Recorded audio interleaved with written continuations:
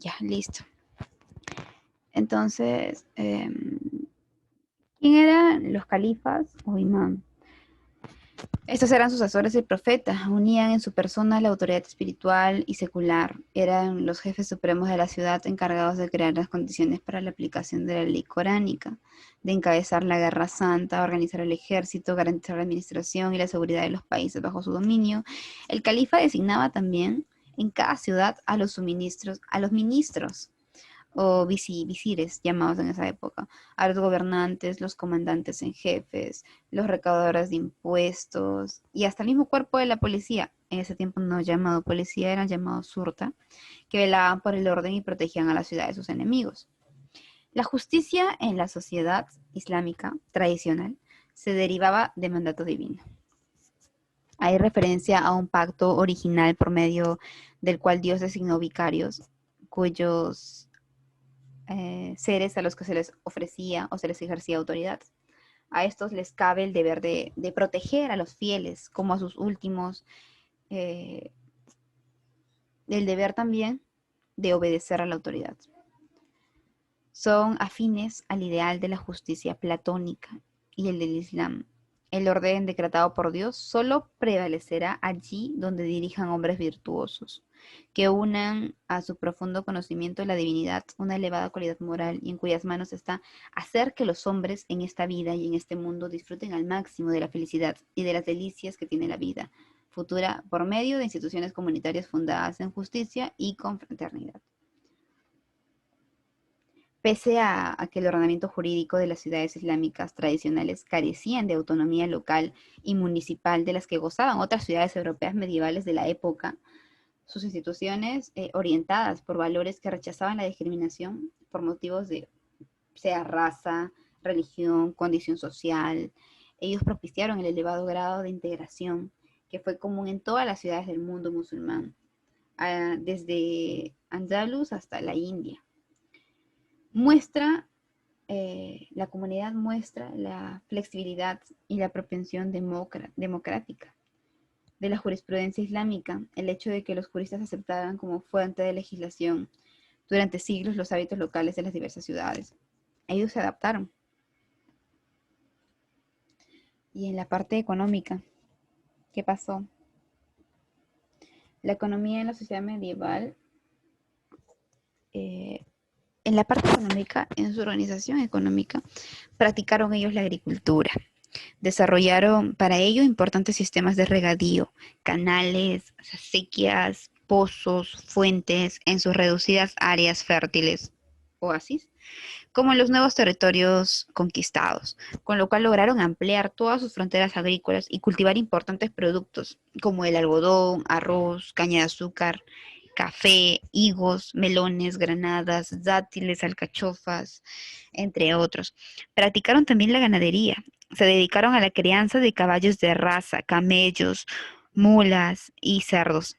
En cuanto a la actividad manufacturera, las ciudades se especializaron en algunos productos. Por ejemplo, Damasco se especializó en armas de acero, Bagdad en alfombras, Mosul en sedas, en gasas, en muselinas, en tules. Con relación al comercio, fue una de sus más importantes actividades practicadas. Arabia era un puente estratégico entre Oriente y Occidente, lo cual les facilitaba o los ayudaba muchísimo. Para su desarrollo, ellos se organizaban en caravanas de camellos para recoger sus amplias rutas, para recorrer sus amplias rutas terrestres, aunque también empleaban rutas marítimas para ampliar sus mercados, como la ruta del Soco. Ellos usaron monedas del dinar, monedas hechas de oro, o monedas del dirham. Son dos, el dinar es el oro y el dirham es la plata. Sus centros comerciales más importantes fueron el Bagdad, Alejandría, Damasco, Córdoba.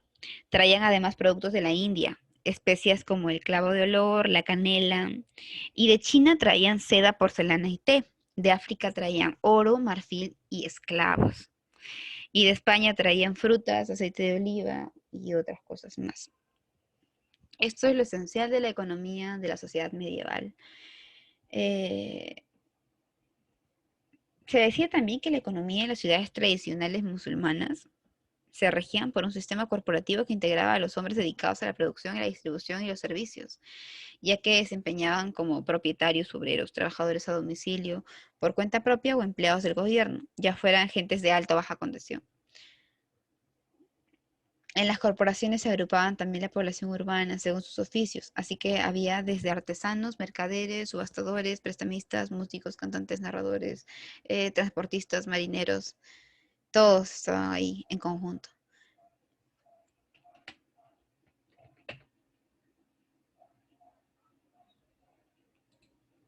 La educación e instrucción religiosa. La educación musulmana estaba iniciada en los tiempos del profeta en la Meca. Fue irradiada en lo fundamental desde la institución desde la mezquita, y tuvo como contenido la Sari o la ley islámica. El aprendizaje era un deber suficiente para la comunidad islámica. La más alta distinción era en el Islam era alcanzar el saber al, o al conocimiento de la ley. La ley revelada. La memoria era una cualidad tan ponderada en la enseñanza que su ideal, el título de Hafiz, se concedía a quien aprendiese el Corán de memoria. Si tú lograbas aprenderte el Corán de memoria, eras distinto, era alcanzar el saber, era tener una memoria, eh, no sé, era lo máximo. ¿Y cómo te hacían llamar? Si te aprendías todo el Corán, eras un Hafiz. La instrucción religiosa fue uno de los elementos que garantizaron la supervivencia de la civilización islámica. Un ciudadano de cultura media podía ejercer una función consultiva en el interior de una comunidad, podía dirigir las oraciones y practicar el mandato coránico. Con el tiempo, la instrucción religiosa se fue diferenciando de la educación propiamente dicha. El primer siglo de la Égira, dedicado a la conquista militar y al establecimiento de la autoridad política del Islam, no produjo un desarrollo significativo de la educación islámica, pero a partir del siglo II, en el que se extendió la mezquita como institución de enseñanza en todos los territorios ocupados, y sobre todo en el siglo III, en que una de las generaciones de los juristas, teólogos y lingüistas se afanaban por preservar la lengua y las tradiciones de una civilización que se había extendido por diversos espacios culturales. Allí fue cuando la educación pasó a primer plano. Durante los siglos III y los siglos IV, en los que la mezquita fungía como una virtud, una universidad virtual pública, centro de culto y también de reunión social, allí fue cuando apareció la institución del colegio o la escuela elemental, en ese tiempo llamado Kultap, y las casas de la sabiduría o de ciencia, dedicadas exclusivamente a las actividades académicas. En el siglo V aparece también la escuela superior o la madrasa, patrocinada por el Estado, que desde entonces fue el rector de la enseñanza en el mundo musulmán hasta el siglo IX. En el siglo IX era indispensable egresar de una madrasa para poder ocupar un puesto gubernamental. Se me fue la palabra. Tú tenías que egresar de una madrasa para poder ocupar un gran puesto, un alto cargo, un funcionario.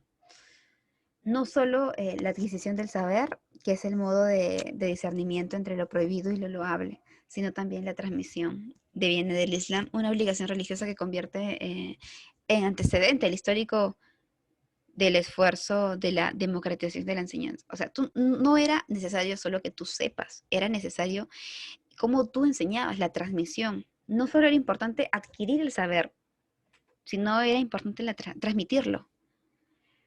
Para los islámicos, el saber no es para mí, no es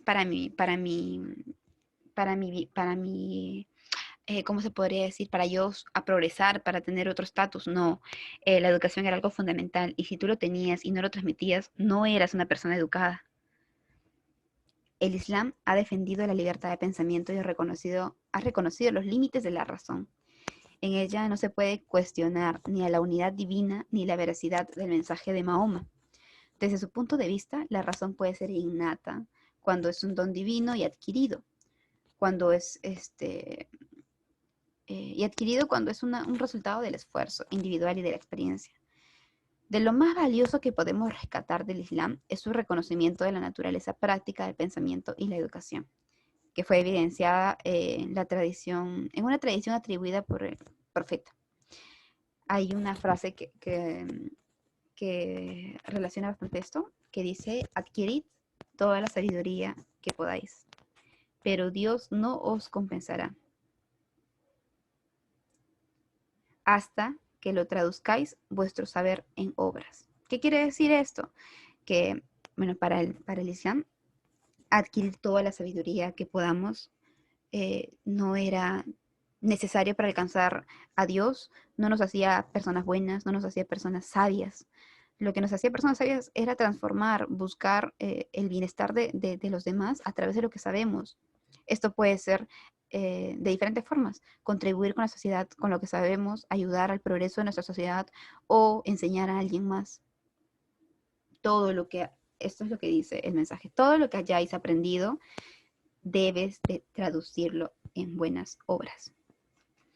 Este es el mensaje principal de la religión y la educación en el Islam. El Islam, la moral y la familia. La moral que regulaba la conducta de la comunidad islámica tradicional se derivaba en la eticidad contenida en el Corán y en la tradición de los profetas. Ellos enseñaban mucho a lo que el Corán decía. Si el Corán decía algo, era palabra sagrada para ellos. Según estas, ordenar el bien y prohibir el mal era un mandato divino. Todo musulmán tiene, en consecuencia, la obligación de denunciar los actos contrarios al mismo. La tradición establecía las normas de cortesía, los gestos, palabras del saludo, las felicitaciones para los buenos momentos y los consuelos para las pruebas de la vida. Establecía también los preceptos de todo comportamiento, entre ellos el uso de los atuendos tradicionales y el turbante como símbolo de dignidad del creyente y de su alianza con el cielo. O sea, el Corán nos decía todo lo que teníamos que hacer. Si alguien perdía algún ser querido, ¿qué le tenemos que decir? Estaba en el Corán. Si alguien pasaba por un mal momento, ¿cómo lo tenemos que apoyar? Estaba en el Corán. El cumplimiento de la moral musulmana fue una función jurídicamente establecida en la comunidad islámica y fue conferida en la jerarquía ciudadana en el Almotacén o el Sabasoque, que fue el responsable de la aplicación de los valores éticos a la práctica de la vida cotidiana.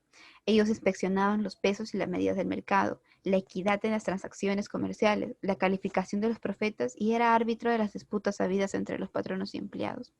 La comunidad islámica tradicional estableció por derecho divino la naturaleza patriarcal de la familia musulmana. Significa que la autoridad del padre o del abuelo, sobre todo en el colectivo familiar, y la del marido sobre la esposa, que se derive en la ley canónica, coránica, según la cual los hombres tienen autoridad sobre las mujeres en virtud de la preferencia que Dios ha dado a unos más que otros y de los bienes que gastan. Era un poquito machista. El estatus atribuido por la tradición islámica a las mujeres de su comunidad había afectado mucho su posición frente al matrimonio, frente al divorcio, frente a los derechos de herencia, frente a la prestación de testimonio, aunque se ha afirmado que ese estatus se deriva menos de la ley coránica propiamente dicha que de sus interpretaciones. Es muy difícil seguir algún libro sagrado porque al momento de la interpretación se presta mucho al malentendimiento de lo que éste quería decir. Esto es lo principal del Islam. En cuanto a la organización social, no hemos hablado mucho de la organización social. En el aspecto social, fue una sociedad fuertemente jerarquizada y tradicional. Se le da importancia a la familia, a la mujer y a los de más edad. Se componía de una fuente aristocrática árabe, de orden tribal. Con el crecimiento económico, la sociedad se volvió más compleja, provocando mayores tensiones entre los ricos y los pobres. En sus momentos de esplendor, el Islam contó con una población que oscilaba entre los 30 y 50 millones de habitantes, imagínense. Debido a ello, optaron por tener una posición muy abierta y tolerante respecto a la inmensa cantidad de súbditos que formaron parte del imperio islámico. Esto fue muy importante para establecer consensuadamente las relaciones, no solo entre los miembros del grupo islámico, llámense sirios, judíos, persas, egipcios, sino que también facilitó la posibilidad de sostener relaciones de diverso tipo con núcleos no musulmanes, como pueden ser los bizantinos, los venecianos, los genoveses. Esto superaba la estricta visión de un mundo que solamente estaba formado por fieles, lo cual le permitió convertirse en una importante potencia en su época. Ello también sirvió para hacer un puente apto para la fusión de elementos de culturas muy distintas, que constituyeron buena parte del acervo cultural musulmán. Esta tolerancia se debía a que el musulmán podía tolerar la presencia de infieles, entre comillas, no convertidos al islamismo. Ellos no te imponían su religión, podían convivir con otros, con la única condición de que pagaras un impuesto como castigo a esta resistencia, también entre comillas, por no aceptar la religión salvadora del Islam. Así la organización teocrática de la sociedad musulmana se basó en un elemento que aceptaba la división social y una capacidad por contener en su seno elementos no musulmanes. Ellos te decían, bien, no eres musulmán, te acepto en mi comunidad, pero debes pagar cierta cantidad por resistirte a no aceptar a mi religión como salvación. Eso es lo que ellos pensaban. Tampoco te convertían como que a la fuerza. No era de que si no eres islámico, no entras aquí. No. Ellos eran, se podría decir, tolerantes. En la parte política, con el establecimiento de los califatos, los califas que los mencionamos, se produjo una unión momentánea de las comunidades para iniciar una expansión militar y territorial. Conquistaron muchos pueblos de Asia, del norte de África y en algunas zonas de Europa. En su etapa más avanzada, constituyeron un imperio territorial, obligando a los pueblos vecinos a pagar tributos. Tuvieron 4 formas de gobierno: los califatos, los emiratos, los shura y los gran visir. Califatos, cuando los dirigía un califa, era una monarquía teocrática. Primero fue de carácter electivo, basado en la idea de el más capaz, el que podía más, el más capacitado, el más apto. Luego fue de tipo hereditario, con lo que se formaron las dinastías. Los hijos designados por el califa tenían derecho a la sucesión. Luego, la otra forma de gobierno que tenemos son los emiratos. Estos fueron territorios dirigidos por un emir. Emir era el cabeza. En los califatos, el cabeza era el califa. En los emiratos era el emir, que era un jefe militar delegado de un califa en el territorio ocupado. Aunque se producía etapas de fuertes crisis, estos territorios podían proclamarse independientes, convirtiéndose en califatos. El siguiente es el shura. El shura fue el consejo consultivo del califa. Sus miembros reunían en el mexuar, que fue el local edificado para tales reuniones. Seguido, la otra forma de gobierno es el gran visir. Este cumplía las funciones de primer ministro y fueron establecidos por los califas abasidas. En la parte religiosa tenían ciertas condiciones que cumplir. Tenían que profesar su fe, como era como es lo más principal. Tenían que hacer plegarias. ¿En qué consistían? Tenían que recitarse 5 veces al día, descalzos, en posición de rodillas y apoyados en una alfombra mirando con dirección a la Meca. Tenían que hacer un rezo 5 veces al día. El rezo era individual, excepto los viernes, que era en común. Después tenían que respetar el mes del Ramadán. El mes del Ramadán era un mes en el cual el creyente tenía que cumplir con la obligación del ayuno y la abstinencia, desde el amanecer hasta la puesta del sol. Tras ello se podía consumir ya los alimentos comunes. Estaba ubicado este mes en el 9º mes del calendario musulmán, cuando el Corán fue revelado a Mahoma. Por tal motivo debía ser celebrado. Además también se realizaba para purificar el cuerpo. Después tenían que hacer una limosna, un tipo de limosna, una limosna obligatoria que era llamado el zakat. Era una especie de préstamo hecho a Dios que consistía en distribuir una parte de la riqueza de la comunidad y tenía un sentido de purificación, ayudando a los más pobres, huérfanos, viudas. La otra era la peregrinación a la ciudad de la Meca. Todo musulmán debía ir a la Meca, aunque sea una vez en su vida, siempre que cuente con los recursos necesarios. El último mes del año en el calendario islámico, si fuese imposible, si no se pudiese ir, se sustituiría por un ayuno, una limosna o una ofrenda. Estas eran lo que tenía que cumplir cada creyente. Estas eran sus creencias. Hasta el día de hoy algunos cumplen con estas cosas. En la parte de manifestaciones culturales, ellos influyeron muchísimo en la arquitectura, en las matemáticas, en las ciencias, en las matemáticas, en la medicina, astronomía y la filosofía también. En la arquitectura destacaron por la grandiosidad de sus construcciones. Recibieron como propia religión a varias influencias de otras culturas como la bizantina y la persa. Utilizaron formas geométricas, cintas, diseños fitomorfos. En la arquitectura tenemos a la construcción de mezquitas, construcción de alcázares, construcción de alcazabas.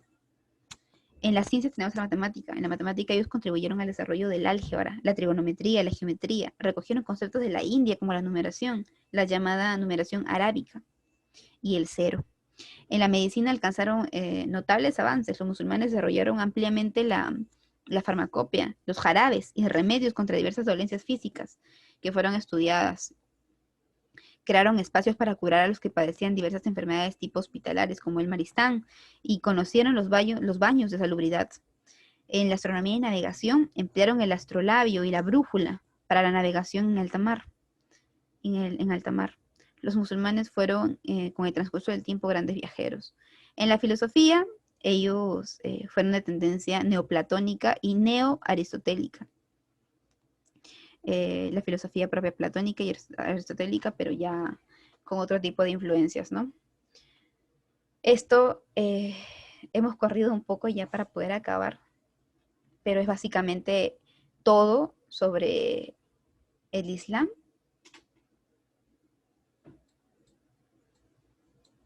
Y el Imperio Bizantino.